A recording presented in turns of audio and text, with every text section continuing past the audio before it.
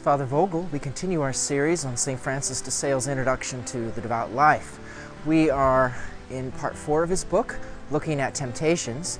Last chapter we have been looking at small temptations and the remedies against them. And in this chapter we kind of continue that theme, where he's going to be looking at how to strengthen our heart against all kinds of temptations, whether they're small or great. So he begins by saying that we ought to reflect sometimes on what are our dominating passions. And so what he means by that is really, what are the areas that we might be most susceptible to different temptations. So this is something that St. Ignatius of Loyola will also speak of. He talks about that we should know our weak points, where we might be more susceptible to the attacks of the enemy, and then we want to be able to be strengthened in those areas.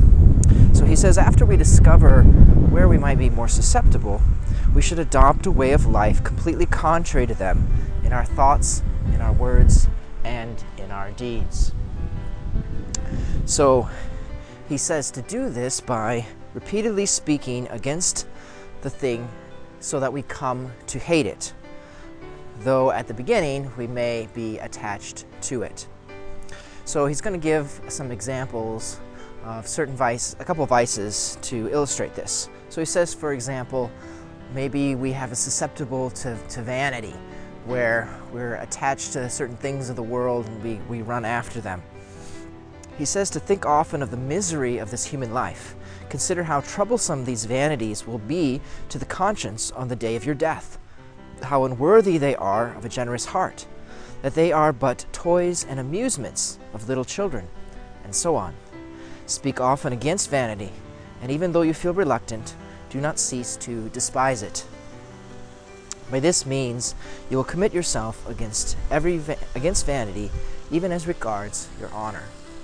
So, speaking of just how, all of these pleasures or little things that we might chase after during our life here are as nothing compared to the greatness of heaven, and to think that, of how worthless many of these things can be.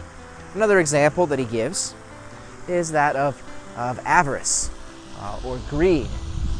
And so he says to think often of the folly of this sin, which makes us slaves of that which is created only to serve us. When we die, we will leave all of our possessions and put them in the hands of someone else, who may squander them or use them for his ruin and damnation.